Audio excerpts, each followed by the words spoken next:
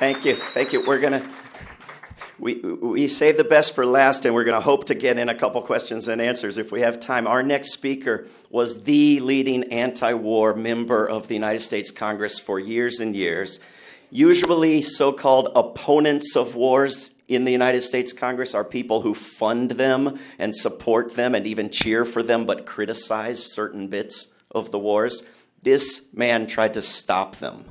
And found leverage and used different techniques and had successes and led the way toward the idea of some representation of anti-war human beings in the government in this city. We need that kind of power in Washington, D.C. and in the world. He has great practical wisdom to share with all of you. Please welcome Dennis Kucinich.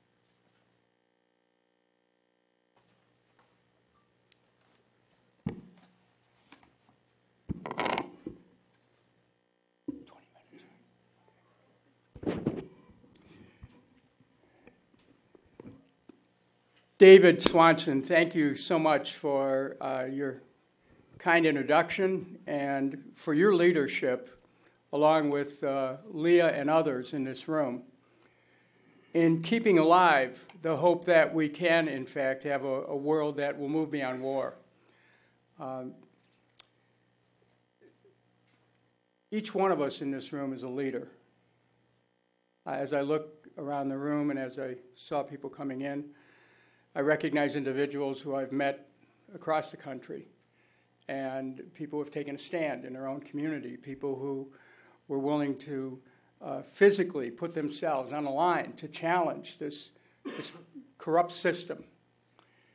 And this gathering today is of consequence because we are participating in a unified field here, which resonates with people all over the country and all over the world.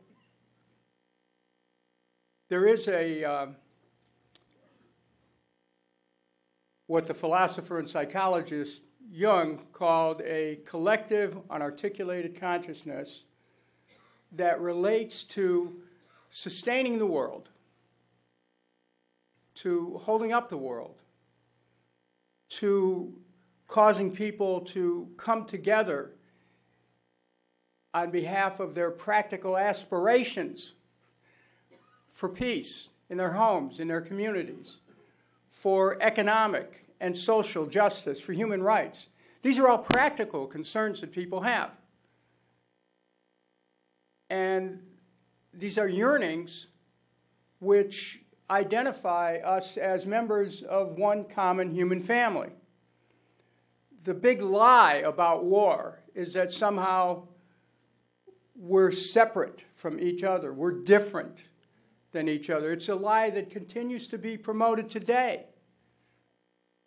But the real truth, the singular truth of our existence is that we, the peoples of the world, are one.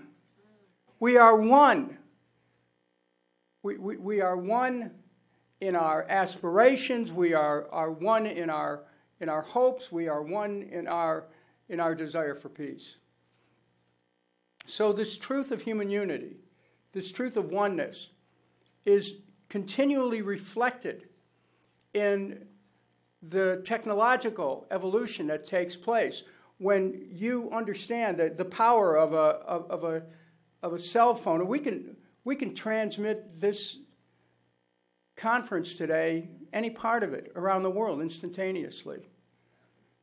And we are, thank you. But let it not be lost. Let the thought not be lost how that really does reinforce this idea of human unity, that McLuhan's global village does, in fact, exist, that if we can pick up a phone and call someone on the other side of the globe now, send a picture across the globe in a matter of a millisecond, if we can get on a plane and fly virtually anywhere in the world in a matter of hours, or what is this idea that somehow there's an underlying separation that can only be obliterated through war? It is an upside down kind of thinking that has become our national policy. Quite a journey has been made from the days of E pluribus unum, that motto that was part of the foundational principles of this country. Out of many we are one. Human unity. We're all one. Today we look at a country that is divided just as the resources of America have been used to divide the world.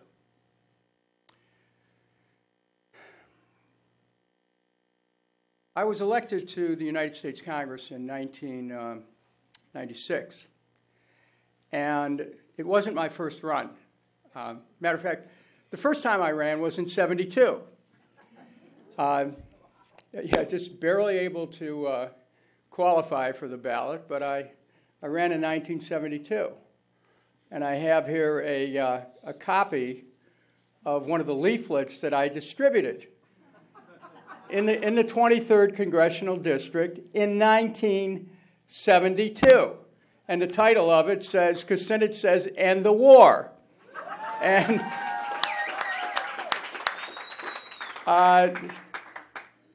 President Nixon now admits his policy of de-escalation in Vietnam has failed. I'm reading sub-headlines here. Why make the same mistake again? Stop this waste. I'm not the only one in this room, I understand that, who was there at the time. But when I finally got to Congress, on my 5th try, 24 years later,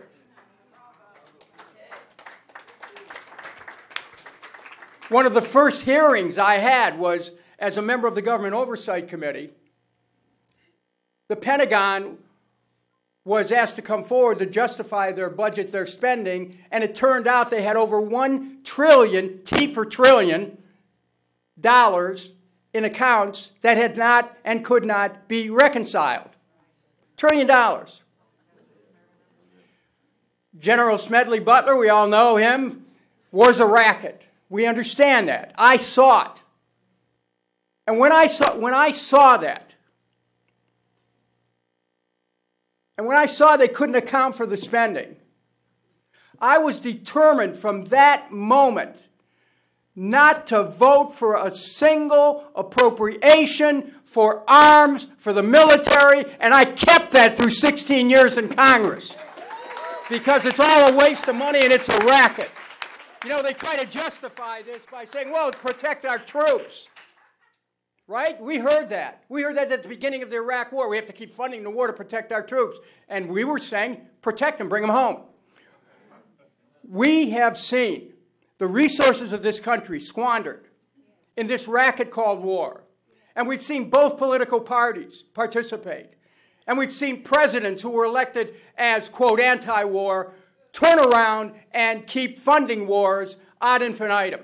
We've seen political parties take cash from defense contractors and keep the war machine going. We've seen Democratic political leaders promise a new Congress in 2006 to take America in a direction of stopping the war. They got that new Congress, and the minute they took office, they kept the war going again, and they kept funding it. We have to stop this racket. We have to challenge these people inside the political establishment to stop this racket. We know what's going on. We know the money that's exchanging hands. We know how they're promoting political campaigns and saying, well, we love America. They love America. They love their money even more. We have to reclaim our nation. Now, I have seen this this effort to keep pushing us into war. I saw it in 1999 when Bill Clinton needed authorization to continue an air war against Serbia, when there were maybe 1 million people in the streets of Belgrade protesting their own government, and then we unleashed violence against them and cut short the change and actually ended up helping Milosevic. We have a foreign policy, which is foreign. It's foreign to human security. It's foreign to aspirations for peace. It's foreign to our national needs here in America.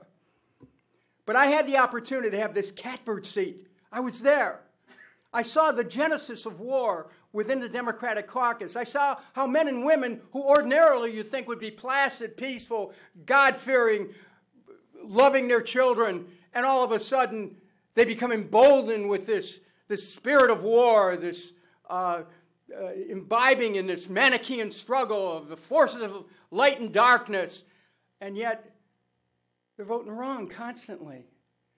They have no idea why this is coming about, and they get pulled into one war after another. I saw it. I saw it in the buildup to the war in Iraq. There was not a shred of evidence, legitimate evidence, after 9/11. We all know this, that Iraq had anything to do with 9/11, with Al-Qaeda's role in 9/11. Iraq had nothing to do with the weapons of mass destruction, and yet all that was told to the American people in order to justify a war. And the Congress bought it. People can't say they didn't know. And it wasn't just whether the vote was an issue. There were dozens of votes afterward that kept the spending going. Many of us took the Bush administration to court. I led an effort in that regard, and the court said, look, Congress, you want to stop the war? Don't ask us to do it. You do it. Cut off funding. And so for people who want to, we have, one of the reasons why our presence here is so important today is that our national political dialogue is not listening to what we're saying. They're not hearing it. It's not resonating. We had a Democratic primary, and this should have been a major issue in the primary, and it wasn't. Let's get real. And because it wasn't a major issue in the primary, it's not a major issue in the general. And we're really voting in the general election on phantasms. We're voting on mythologies. We're not voting on records. We're not voting on demonstrated commitments to either peace or war. It's all like caricatures. We have to start reclaiming our country by reclaiming a political dialogue that is rooted in reality and not in mythology. And it has to be rooted in the ability to break out of the two-party system right now, which is taking America to hell in a handbasket.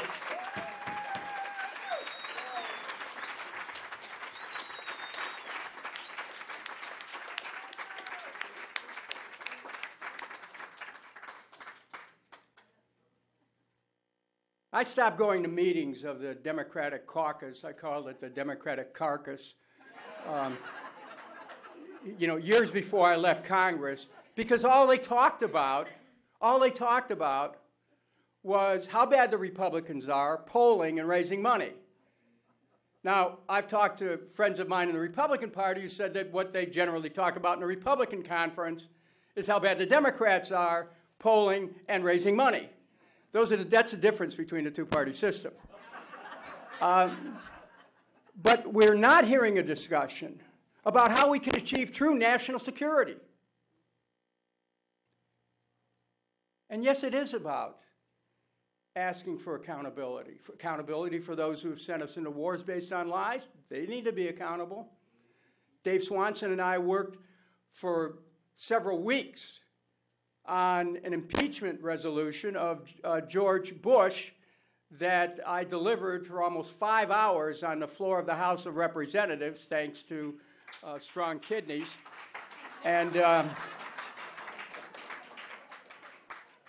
Dave as most people aren't aware, that I only read about half of them that we had come up with in terms of indictment counts. There were at least another 50 that we could have brought forward. But the same beast that has to be tamed is still inside our government. It's not that George Bush has left and everything changed. We hoped it would, but it hasn't. So as I would see these discussions inside the party and see people tending to go to war, one of the things that occurred to me back in 2001,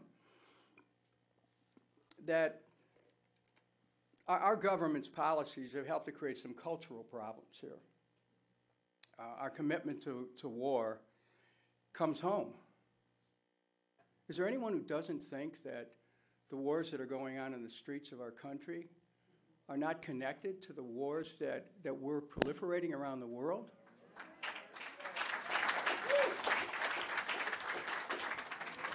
You know, our African American brothers and sisters have been acknowledged. Their history is acknowledged with a museum that is opening this weekend. But where is the acknowledgement by our government of the violence that is being visited upon people of color in our cities at the same time? And I'm not just talking about only police violence. I'm talking about economic violence as well.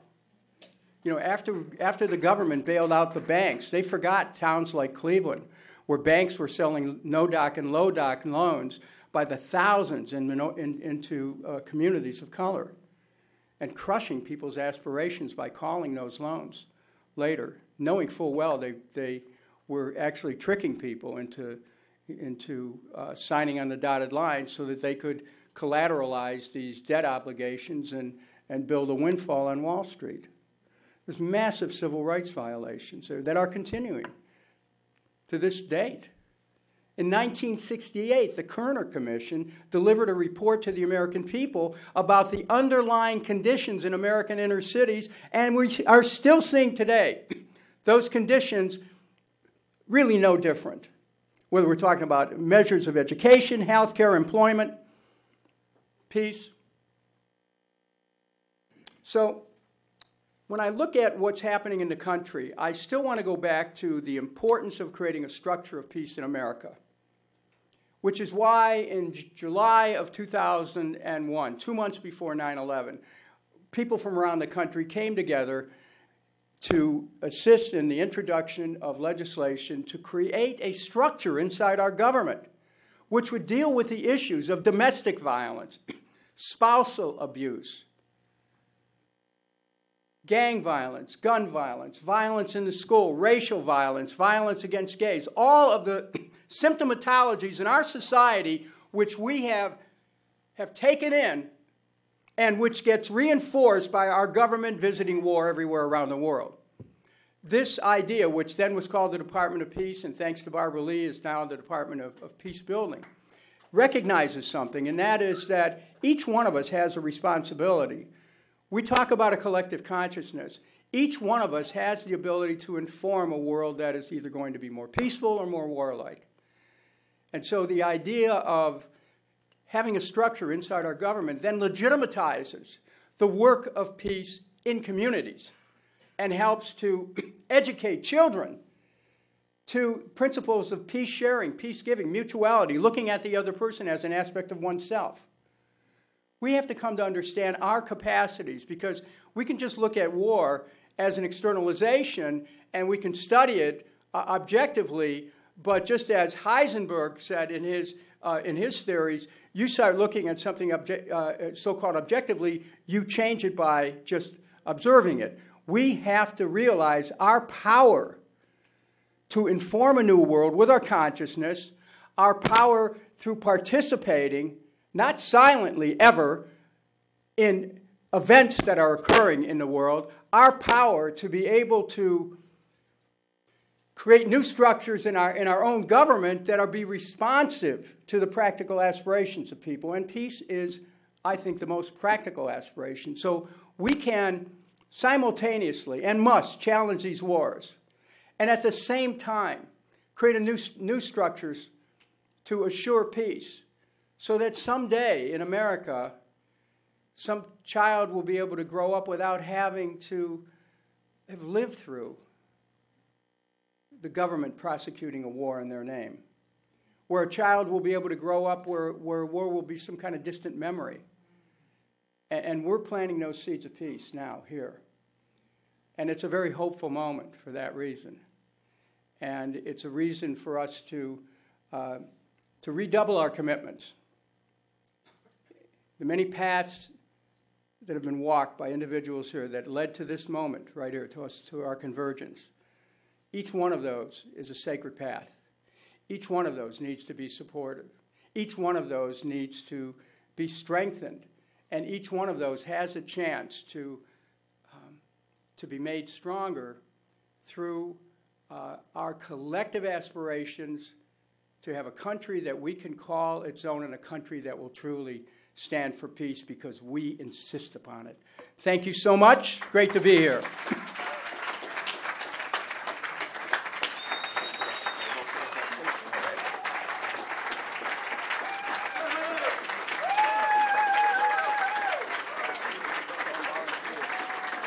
Thank you for being here. And I applaud you.